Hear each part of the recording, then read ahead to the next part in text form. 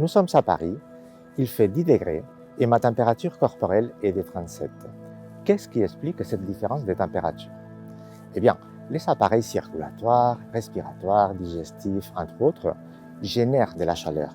Mais la quantité de chaleur générée est insuffisante pour expliquer cet écart de température. Les contractions musculaires génèrent de la chaleur également. Ainsi, lorsqu'on fait du sport, on transpire pour évacuer l'excès de chaleur généré par ces contractions.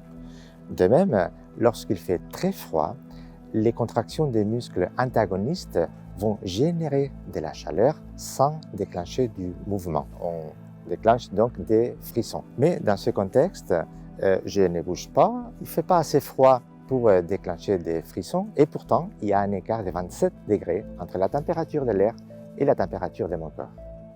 La réponse se trouve dans les cellules de nos muscles qui peuvent générer de la chaleur en détournant ce mécanisme de contraction. Ce système existe chez mammifères et oiseaux, les animaux dits à sang chaud. Il est absent chez tortues, lézards et crocodiles, les animaux dits à sang froid. Notre unité de recherche essaie d'élucider quelle a été l'origine et l'évolution de ces caractères en utilisant 3 approches: anatomique, 3D et paléohistologique. Même si on ne sait pas tout sur le métabolisme des dinosaures, en regardant leur squelette, on peut les rapprocher des animaux à sang chaud. Le Carnotaurus derrière moi, on peut le voir, a des membres qui sont verticaux, il a une posture érigée, il a des membres qu'on appelle des membres parasagittaux. Ces membres parasagittaux dénotent une activité importante et vont libérer le corps pour une meilleure respiration. Et ces membres parasagittaux, on va les retrouver dans la nature actuelle chez les oiseaux et chez les mammifères, et chez les humains aussi. Et on sait donc que ces membres parasagittaux sont liés à un métabolisme d'animaux à sang chaud.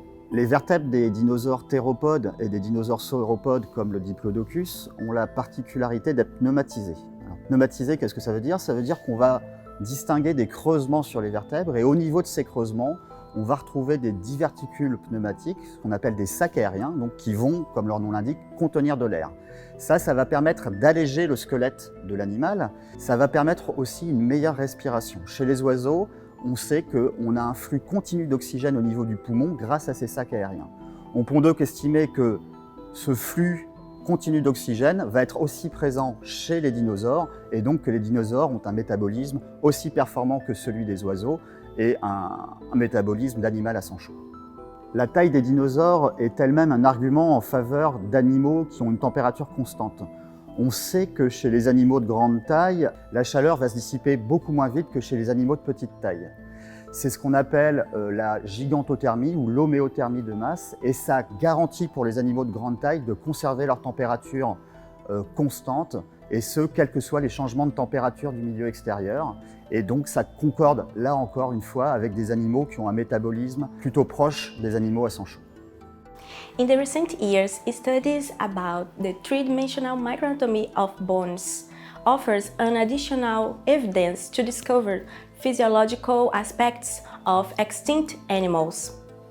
Here, in National Museum of Natural History in Paris, we obtained the 3D objects of femora from extinct crocodiliforms named Notosuchia and identified their nutrient foramina.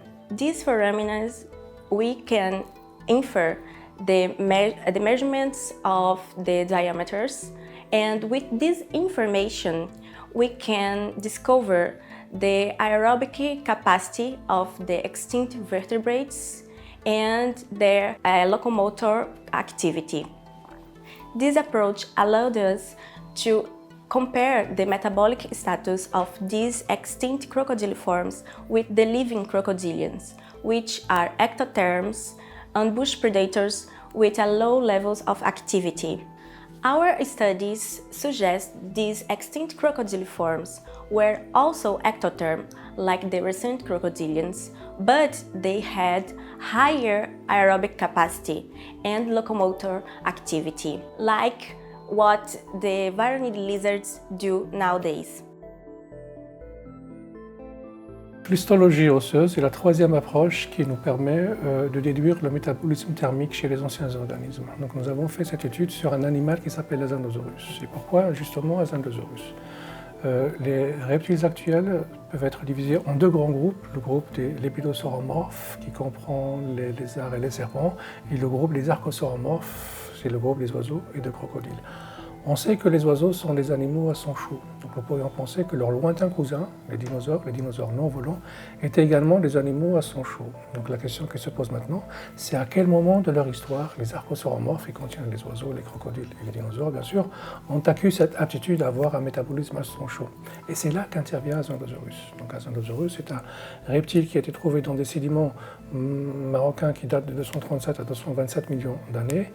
C'est un archosauromorphe. Les études récentes le placent à la base de l'arbre phylogénétique des archosauromorphes. Donc l'étude d'Azandosaurus nous permet de faire un voyage dans le temps pour savoir quel a été le métabolisme ancien chez ces animaux. Donc, nous avons effectué des coupes au niveau d'un os long d'Azandosaurus pour avoir des minces de ces animaux qui nous ont permis de lire dans sa structure comme nous l'aurions fait sur un reptile actuel.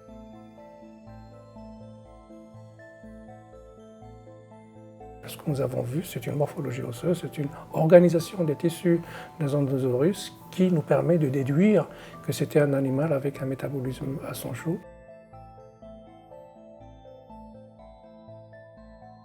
Il présente une organisation au niveau des cellules osseuses qui était similaire à celle des mammifères. C'est ce qui nous a permis de conclure que Azandosaurus est un animal à sang chaud. Et par conséquent, chez les archosauromorphes, cette aptitude à avoir à sang chaud est apparue très tôt au niveau de leur histoire, au moins au même niveau, au niveau d'apparition des Azandosaurus.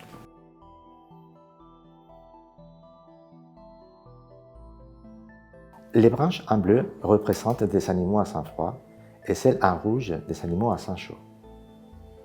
Les longueurs des branches sont proportionnelles à l'échelle des temps géologiques qui apparaît à droite. On constate que la condition primitive chez les Sauropsida est la présence d'un métabolisme à sang froid. Les lézards et les tortues ont hérité cette condition. Azandosaurus est le premier archosauromorphe à sang chaud, ce qui implique que les crocodiles actuels ainsi que les crocodiles terrestres ont subi une réversion. À présent, notre laboratoire souhaite déterminer si les crocodiles marins, comme celui qui nage autour de moi, étaient des animaux à sang chaud comme les dauphins, des animaux à sang froid comme les tortues, ou s'ils étaient des mésothermes comme les thons, c'est-à-dire des animaux capables de conserver la température générée par les contractions musculaires. Une fois défini l'état à sang chaud ou à sang froid d'une série de fossiles clés, il s'agit de déterminer où se trouve l'origine et quelle a été l'évolution de ces caractères.